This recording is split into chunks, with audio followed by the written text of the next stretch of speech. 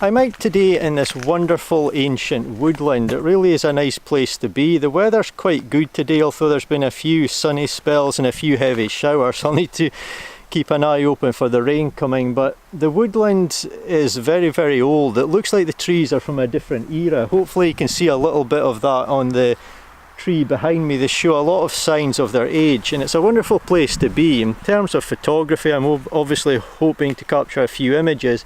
It's going to be challenging for a number of reasons. One is the light. As you can see at the moment, there's not a lot of light getting to this area, although I've brightened up the video.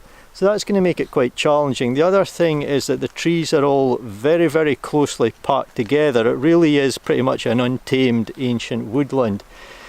So the three challenges in terms of composition: I either need to find trees which are going to work and stand out. That may be quite difficult to do. The other approach I could take is focus on more intimate details.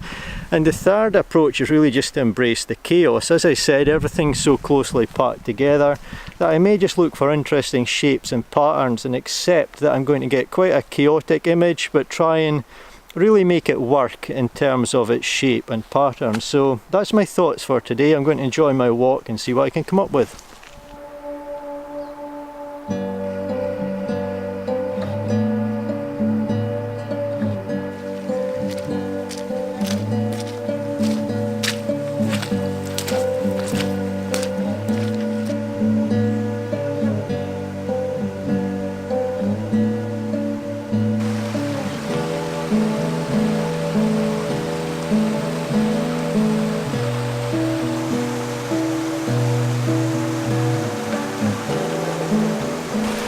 The rain that I spoke about earlier is now starting to fall, but that's okay. I'm quite pleased with the first image that I've captured today.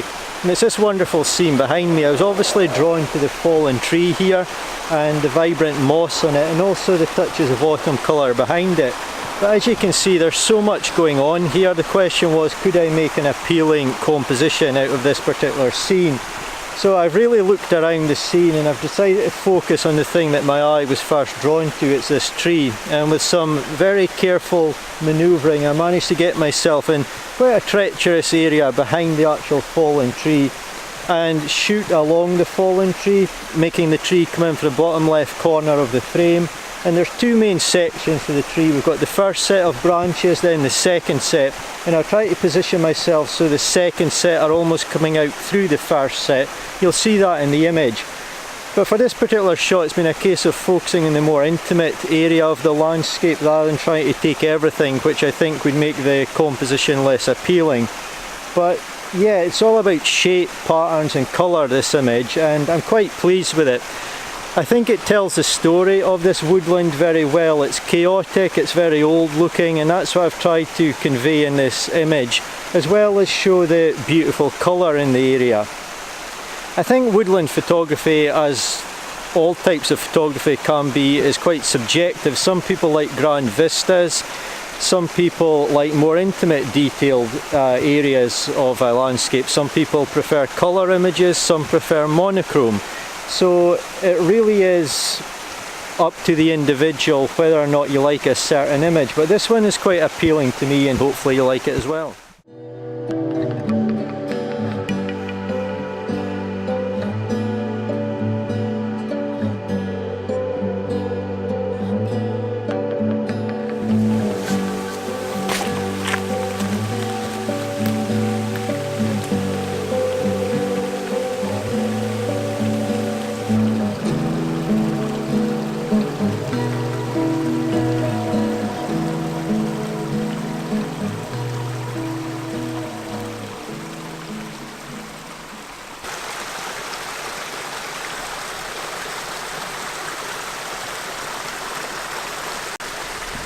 The photography is enjoyable today, as it always is, but it's really difficult conditions, I have to say. That's the rain coming on again. There's been a lot of heavy rain, everything getting wet.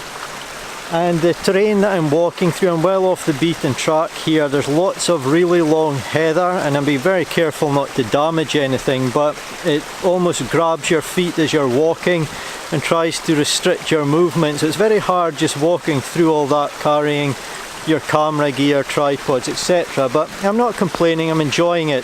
It's just challenging when your lens and filters, etc. keep getting wet but I'm hoping to be rewarded. So the next scene I'm photographing is the scene behind me here. As I said, this is a very old woodland that I'm in, and I think the two trees behind me, due to their shape, the telltale signs of moss on them, and just how they look old and aged, and I think it really fits with the theme of the forest that I'm in, so I think it's a good representation. I just really like the composition. We've got a lot of different splashes of colour, from the small section of leaves which I've positioned at the top right of the frame, the moss on them, the actual grey silver type colour of the bark itself, and also the ferns and heather underneath the trees. So there's a lot of interest here, and quite happy with the composition. It's been tough work getting to this spot, tough work finding it, but I think it tells a good story of the woodland that I'm in.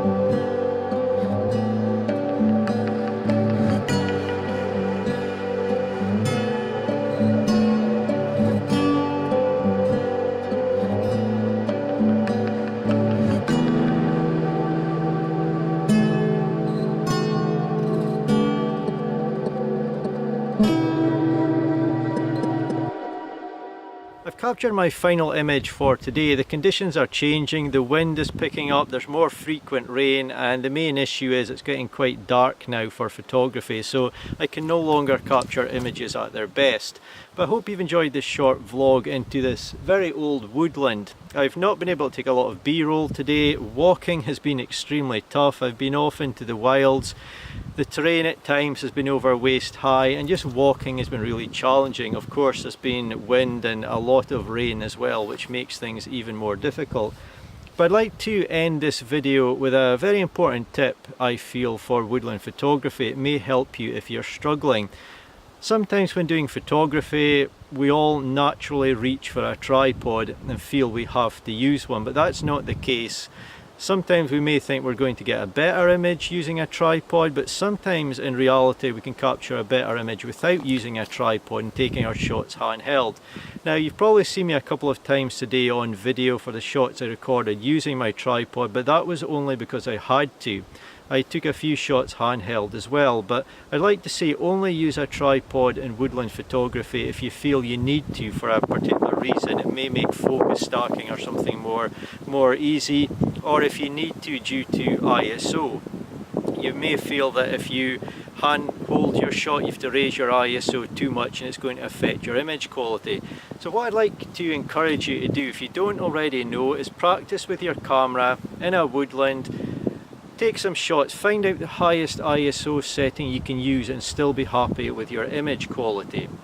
Then work out the slowest shutter speed you can get sharp images at handheld. Of course, focal length affects that. You can do some searching on the internet, you'll find some guidelines for the shutter speed to use at various focal lengths. Then if your lens has got image stabilization, factor that in as well. It may let you slow down your shutter speed and still capture sharp images, but then think again, is the wind moving the trees? And even though you can get a sharp image handheld, you may need to increase your shutter speed to freeze the motion.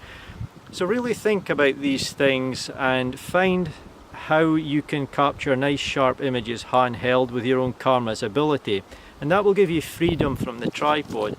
Composition is key in photography obviously, but in woodland it's very important. Small movements can have a huge effect on a composition and get it looking its best. And I find when doing woodland photography, handheld shots give me great creativity and freedom. I'm not always able to get a tripod into certain spots or into the best spot for a composition. The ground can be very unstable. If you're working in really high heather or grass like I've been today, the tripod just isn't stable and you can get far better results handheld. It will also increase your creativity. So I hope you found this tip useful and enjoyed watching, and I'll see you in my next vlog.